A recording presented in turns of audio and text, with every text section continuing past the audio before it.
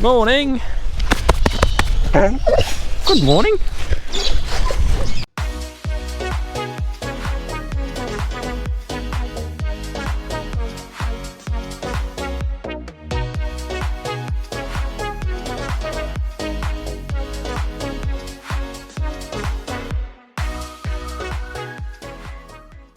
Well, we are definitely on the backside of hashtag seeding 2021. We got a couple hundred acres we just went out and looked at yesterday actually. We're waiting on some ryegrass to get to the 2 leaf stage, then we can spray it out. That's still going to be a week or so away, so that's out of the question at the moment. But we do have probably another couple hundred acres that we can get on and do. And that means today what we're going to go do is we're going to go seeding Kraken forage barley. So that there is a new variety of barley, apparently excellent sheep feed. We are going to have to make sure the air seeder and everything is cleaned out spotlessly. So we've got barley in there at the moment. We need to get all that out, clean it out. We need to calibrate it, make sure the calibration is really good, because that's probably a couple of $1,000s worth of seed just there. So we want to make sure we put it out at the right rate. Apparently this variety has early season vigour, which is very good for grazing. So it's going to be a very good test for it this year in our climate, because it is already cold and frosty and it is not going to want to grow in a hurry. Nothing else is going to want to grow when we get rain, because it's just too cold at this time of the year. But that's the plan. The other thing I thought, maybe with the air seeder when we get up there, I don't think I've ever really gone over the air seeder and talked much about it or how it works or anything like that. So I reckon we might do that when we get up there as well. And then we'll hook into it, knock off a few more acres, and hopefully we've got a bit of rain coming next week by the looks, which, oh man, that is just going to be good if we can actually finally get some decent rain. So fingers crossed.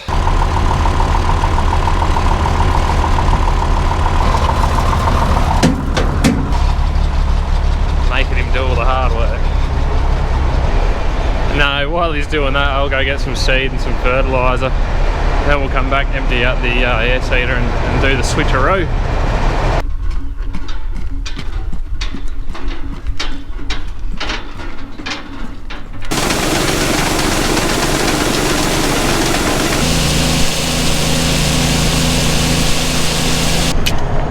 What are you doing? Get home! Go on! Cheeky dogs, hanging out near the road. That's a big no-no.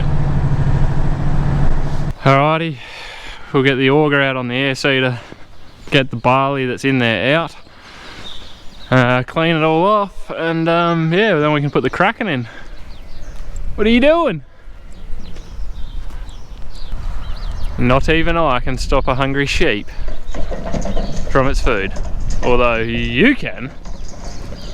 Pretty much every single one of our sheep is in holding pens around the house at the moment on feed, because we just do not have any feed in the paddocks. It hasn't rained, as you all know, and oh, it hasn't rained enough.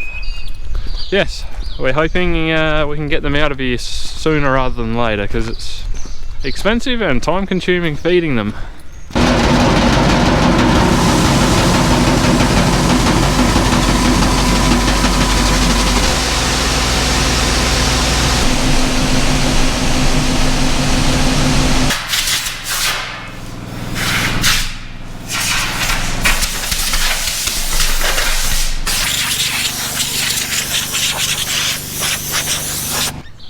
Rightio, that is as clean as I'm going to get it. So I'm sure there'll be a barley seed or two somewhere that didn't get cleaned out, but that's alright. Now, biggest tip, never forget to shut the air seeder door. I wouldn't know, because I've never left it open before and tried to fill with seed. Alright, we'll throw some fert in here.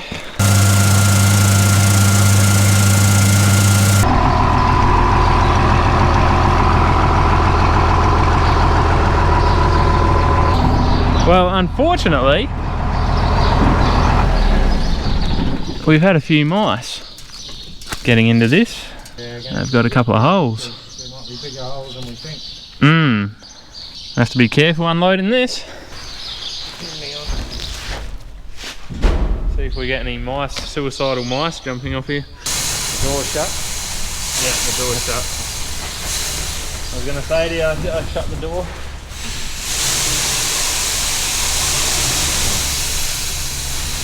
I guess the ones that have got holes in them will just open them from the hole. There's always one bloody there, isn't there? Well, it doesn't look particularly different to see. No. I don't know, there'll be a lot of point calibrating it. Much, to be honest. Might be a bit of a weight difference, but wouldn't be much, I think. I don't think you would have wanted to leave that feed anywhere near the ground if we were having the problems they were having in New South Wales. No one. Down to the last layer after the feet. But there hasn't been any mice jump out, so No. must have just been the two. There's a hole in this one. There's a big spider. He's not too energetic, the poor guy. Now have a look at this, would you? The other day, this handrail broke. And I thought, oh well, that's just unlucky. Well, when I got home from seeding the other night, this side broke as well. That's just bad luck, isn't it? We'll just pull them off for now, I think. And maybe we'll sleeve them and put them back on when we got some time. But in the meantime, I'll have to be careful getting in and out of the cab.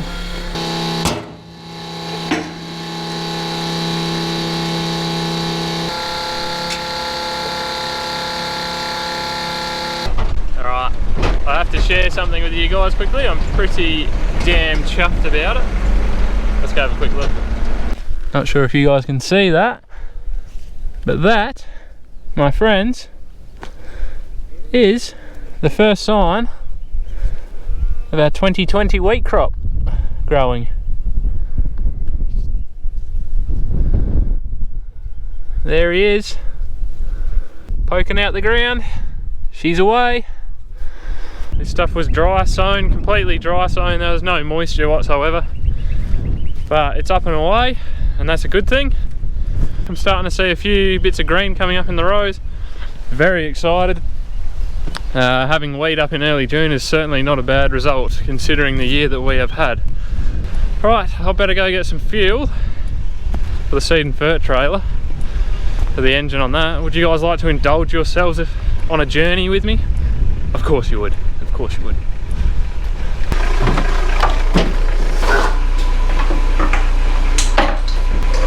Oh man, I chose the worst one. This one's got a hole in the funnel. Oh well. Oh no, no, don't do me like that. Oh, you're kidding me. Oh no, it's a disaster. Oh man, this is shocking. Alright. Oh dear. I think this one needs to get thrown out. Well, that was fun. Do it the old-fashioned way, I guess.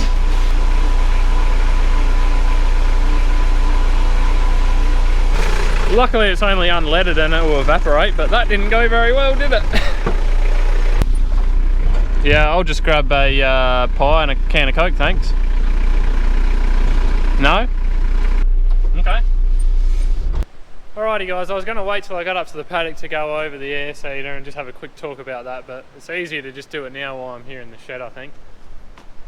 Alright, so on the back we've got the Simplicity 9000 litre air seeder, right? Very simple system. All we've really got down here, metering unit. That is driven by a chain off your back wheel down there. That comes through these shafts, through these gearboxes. Your rate is then adjusted by these boxes here. This particular one has electronic actuators to do that, so you can do it from the cab. Very simple. At the back, got a nice big fan right here. That's driven via hydraulics. That blows air down through the pipes underneath the metering units. It goes along, all the way up here, runs through these Y splits, and then off to 1, 2, 3, 4, 5, 6 separate heads. So from the heads then it runs down to your seeding boot and is dropped into the ground. So after the seed is dropped into the ground, your press wheel comes along in the furrow and presses down on the furrow so you get a nice good seed to soil contact. Alright, this air seeder and this bar, it's all very, very basic compared to modern day technology, I guess. Some of the things that we could have back here, we could have variable rate, where you literally do what it says. It varies the rate across the paddock according to your yield. So if you've got an area that doesn't do well, doesn't hold nutrition well, it puts out more fertiliser or whatever, more seed. It needs whatever it needs to do. We could have section control where it automatically cuts off certain sections of the bar when you're overlapping. We don't have any of that. We just don't have the acres to justify it. The other thing is we only single shoot. If we were double shooting, we'd be using all 6 of these outlets. 3 of them would be for fertiliser, 3 of them would be for seed. We mix our seed and fertiliser together because we're not chucking out absolute masses of it. We're not a low rainfall area by any stretch. We're not high either. So we just don't have the need to really throw out all that much fertiliser. The reason that you would separate your seed and your fert, so down here you'd have a boot for your seed and then you'd have a second boot for your fertiliser hanging off one way or the other. You'd have your fertiliser first, your seed at the back. The reason you do that separation is because too much fertiliser next to the seed can cause fertiliser burn and that can damage the plant, and you don't want to do that. So yeah, overall, pretty simple setup. Nothing too fancy. We've only got the 2 bins back there, which I think I've said maybe. You could run 3, 4 bins, multiple fertilisers. We don't need to do any of that stuff. We run a fair few sheep as well. This does a really good job for our operation. So the other thing I wanted to talk to you guys about was chemicals, okay? Why do we use them? What do we use? When? How? What? All those sort of questions, all right? On a normal year, we would get a decent rain, say 20, 25 millimetres plus. That rain falls, you get a good germination of weeds. You come along with your glyphosate and whatever else, and you spray the weeds out before we plant the crop, because we don't plant GM crops, no Roundup ready crops for us, so we'll spray them out with glyphosate and lay down a pre-emergent, and that's our defence really against weeds. In a broadleaf crop like beans or something like that, you can't spray broadleaf weeds out. You can spray grasses out. When you're growing a crop like wheat or barley that's a grass, you can spray broadleafs out, but you can't spray grasses out. So that's our dilemma there. Now I will give you guys a bit of an example of exactly how this works, okay? Okay, so here we have our sowing point, seeding point, opener, whatever you want to call it, okay? Imagine this is coming through the ground. As it's coming through the ground, it folds the dirt over that way and over that way, like that. So you've laid down your pre-emergent. And what happens is that tine pushes the dirt with the pre-emergent over into the interrow, into the 10-inch spacing between each tine. So that's where we want that pre-emergent to stay. We want that to stay in the interrow. We want that to control the weeds that are growing in the interrow. We want it to stay there until it loses its efficiency. And out the back, your seed drops down into the furrow. In the furrow, there's no pre-emergent. It's been pushed out of the way by our opener or our sowing point.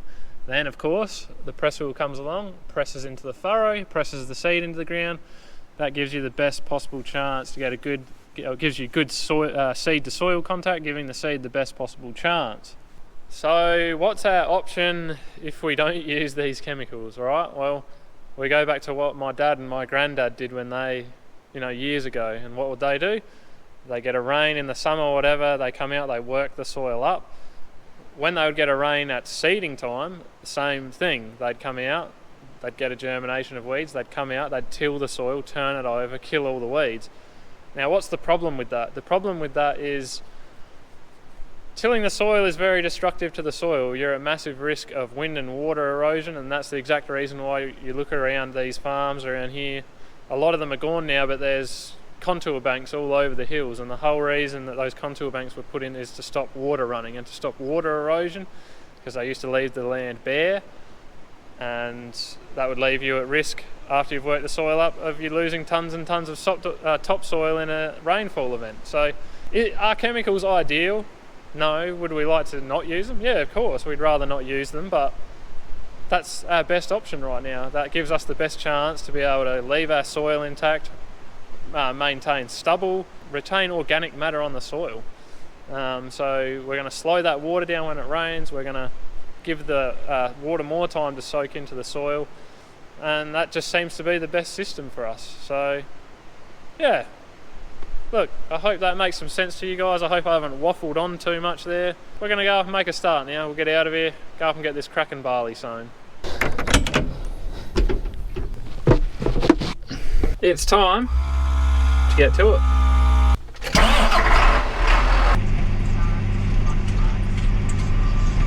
Now this paddock's a little bit awkward to work at the moment because one end of it's been refinated, almost half the paddock.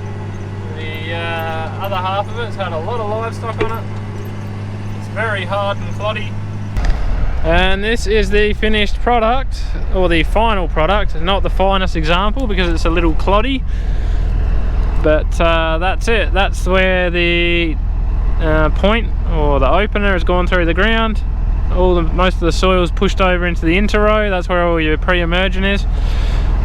And then if we have a scratch around, we'll find our barley. There we go. About 20 mil under the top.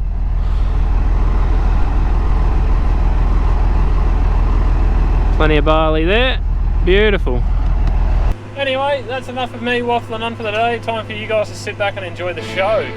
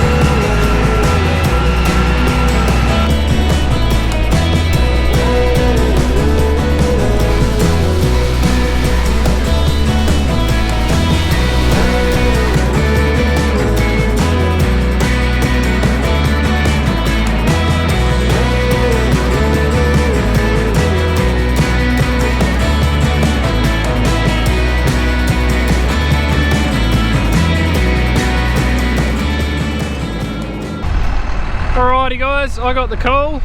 Seeding is off for the rest of the day. And the reason being this little bit of green here that's coming up over the refinated spots in this paddock. It's too juvenile to spray out at the moment, so we just got to leave it. We're expecting a bit of rain on Monday, Tuesday, so we'll wait till we get that, and then yeah, we'll come back and approach it then. Give it a few more days, let those plants grow a bit more.